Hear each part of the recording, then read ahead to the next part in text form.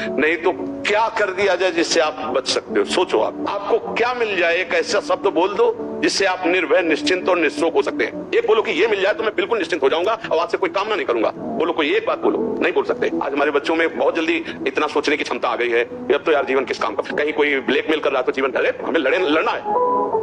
ये जो बच्चा बोल रहा है कि हम भयभीत हो जाते हैं, हम शोकित हो जाते हैं, हम आगे, ये नकारात्मक सोच ही तो है। क्यों है? क्योंकि आधार नहीं है। आधार हो तो फौरन उसकी काट है। भगवान है ना, प्रभु है ना, ऐसा कैसे हो सकता है? हम उनका भजन करते हैं, हम उनके आश्रित हैं, ऐसा कैसे हो सकता है? महाराज जी, ये तो सोच रख लिया और इससे हम पार भी हो गए। महाराज जी, फिर जब असफल हो जाए उसके बाद हमारा क्या मान्यता रहनी चाहिए? सही बात पूछो तो जब आप ऐसा करोगे तो असफलता में सफलता का ही आनंद अनुभव में आएगा। सकारात्मक सोच ही जीवन का सुख है। नहीं तो दुख और सुख और जय और पराजय ये टिकाऊ नहीं है। जैसे दिन टिकाऊ नहीं है, ऐसे रात टिकाऊ नहीं, ऐसे सुख टिकाऊ नहीं है, ऐसे दुख टिकाऊ नहीं। कोई सदैव विजयी नहीं रहता, कोई सदैव हारता नहीं, कोई सदैव सुखी नहीं रहता, कोई सदैव दुखी नहीं रहता। ये क्रम चलता रहता है। दुख के अवसर पर हमें हमारे विचार बचाते हैं हमको। अभी हम अपने विचार में अपने को बीमार मान ले तो हम कल से आने लायक नहीं रहेंगे। ध्यान रखना, हम आज अब भी नहीं मानते कि हम बीमार हैं। तो हमारी नेगेटिव सोच जो है ये बिना वजन के नहीं जाएगी। और अगर ये बनी रही तो अरबों रुपया हो, खूब बड़ा पद हो, पति, व्यवस्था, पत्नी, सब कुछ हो, लेकिन नकारात्मक सोच तुम्हें चैन से नहीं रहने देगी। पक्की बात मान लीजिए। इसको सुधारना है तो सत्य पे आइए, धर्माचरण कीजिए, पवित्र चरित्र रखिए और नाम जप कीजिए। आपकी सोच बदल जाएगी।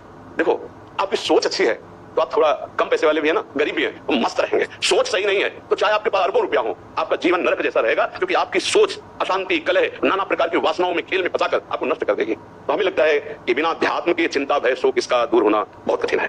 नाम जप करो, चरित्र पावन रखो। आज प्रायः चरित्र को हम नहीं सुरक्षित रख रहे। तो ये समझ लीजिए कि चरित्रवान के पास ऐश्वर्य चरण चुमता है। चरित्रहीन चाहे आपसे जितना धन एकत्रित कर ले, शांति और सुख का अनुभव नहीं कर सकते। अब ये बात शास्त्र की और संतों की मानना स्वीकार करो तो अभी आनंद की अनुभूति हो जाए। हमारा चरित्र देखो, हम राम चरित्र गाते हैं। राम जी रघुवंश में प्रकट हुए और रावण उत्तम कुल पुलस्त करना थी, ब्रह्मणत्व उत्तम कुल पुलस्त करना थी, लेकिन चरित्रहीन हो गया तो राक्षस कहा गया। समझ रहे? चरित्र गाते हैं, राम चरित्र गाते हैं। मां केवल अंतर है, नहीं वही बड़ी रा उसमें भी लगी हुई है। मां वही भगवद अंश है, जय विजय और कोई दूसरा नहीं। ये लीला करके दिखाया कि एक चरित्रहीन हो गया तो राक्षस है और चरित्रवान वही भगवान, सब में भगवान है। वही अब लीला कर रहे हैं। देखो, हम अपने चरित्र को पावन रखें, हम धर्म से चले, नाम जप करें, तो अब कहीं भी आपके अंदर नकारात्मक भाव आपको प्राप्त नहीं कर सकता। ये हमारा अध्यात्म का अनुभव की बात है। नहीं तो क्या कर दिया जाए जिससे आप बच सकते हो? सोचो आपको क्या मिल जाए? एक ऐसा शब्द बोल दो जिससे आप निर्भय, निश्चिंत और निःशोक हो सकते हैं। एक बोलो कि ये मिल जाए तो मैं बिल्कुल निश्चिंत हो जाऊंगा और आज से कोई कामना नहीं करूंगा। बोलो, कोई एक बात बोलो। नहीं बोल सकते, क्योंकि एक के साथ हजारों बातें लगी हुई है।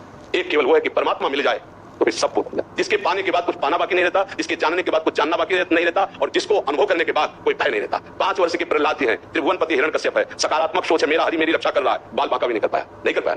हाँ, अगर हमारी कभी पराजय होती तो उस समय भगवान इतना बल देते हैं, इतना सुख देते हैं कि वो पराजय क्षण में नष्ट हो जाती है। हमें शोक नहीं होता। देखो, बड़े बड़े भक्तों को पराजय का मुख देखना पड़ा। धर्मराज युधिष्ठिर, अभिषेक हुआ, इंद्रप्रस्थ के सिंहासन पर चक्रवर्ती सम्राट पद पर बैठे, कपटियों ने कपट करके परास्त किया। 12 वर्ष का वनवास, 1 वर्ष का ज्ञातवास, परिणाम भारी कष्ट सहा। ऐसे महारथियों को छुप के रहना पड़ा, लेकिन परिणाम फाइनल पे आइए तो चक्रवर्ती सिंहासन पर महाराज युधिष्ठिर बैठे, उनके कुल में कोई नहीं रह गया, सब विनाश को प्राप्त हो गए। तो हमें लगता है धर्माचरण, भगवद आश्रय, पराजय कभी होती भी है तो वो विजय की ही आशा पुष्ट करती है, और भगवान इतना बल देते हैं कि पराजय उसे दुख नहीं दे पाती है। इसलिए हमें नाम जप करना चाहिए, भगवद आश्रित होकर के अध्यात्म को समझना चाहिए। आज हमारे नवीन बच्चे अध्यात्म को नहीं समझ रहे तो बड़ी आचरण में बड़ी अपवित्रता आ चुकी है। आप देख लीजिए कैसे कैसे गंदे अपने जीवन को इन अवगुणों से युक्त कर लिया गया। व्यसन, व्यभिचार, अभी अध्यात्म का ज्ञान न होने के कारण अपना नाश कर रहा है। तो चरित्रहीनता, गुणहीनता और नकारात्मक सोचे, अगर इनको हमें ठीक करना है तो हमें बहुत सावधान रहना, हमें अपने चरित्र को बचाना है। आज हमारे बच्चों में चरित्र सुरक्षित नहीं रह पा रहा है। आज बच्चों का जीवन बड़ा संकटपूर्ण जा रहा है। बात पक्की समझना। हमको जब ऐसी बात आती है तो हम दुखी होकर के बोलने लगते हैं कि आज हमारे राष्ट्र का जो ये नवीन भविष्य है ये संकटपूर्ण परिस्थिति में जा रहा है। गर्लफ्रेंड, ये बॉयफ्रेंड, ये व्यसन, ये इनको चैन से नहीं रहने देंगे। नवीन अवस्था के बच्चे हैं, जब गंदे आचरण में फंस जाते हैं, अब उनको ब्लैकमेल किया जाता है, वो अपने माँ बाप से बता नहीं सकते कि दूसरे से कहने घुटते रहते हैं, और अगर ज्यादा घुटन आ गए तो अपने आप को। तो इसलिए हमें लगता है अध्यात्म को समझा जाए और नाम जप करते हुए चरित्र पावन रखा जाए। आपका इसमें कोई संशय?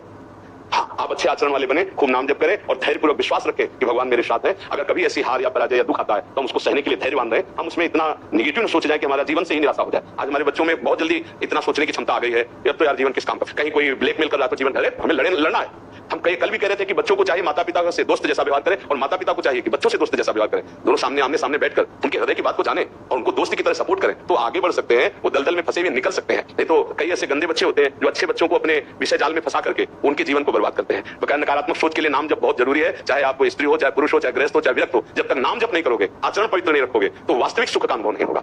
नाम जप बहुत आवश्यक, इसलिए हम सबसे प्रार्थना करते हैं नाम जप करो। शराब मत पियो, मांस मत खाओ, पराई माता बहनों की तरफ गंदी दृष्टि से मत देखो, गंदे आचरण मत करो। ये मनुष्य जीवन ऐसे गंदी बातों के लिए नहीं मिला।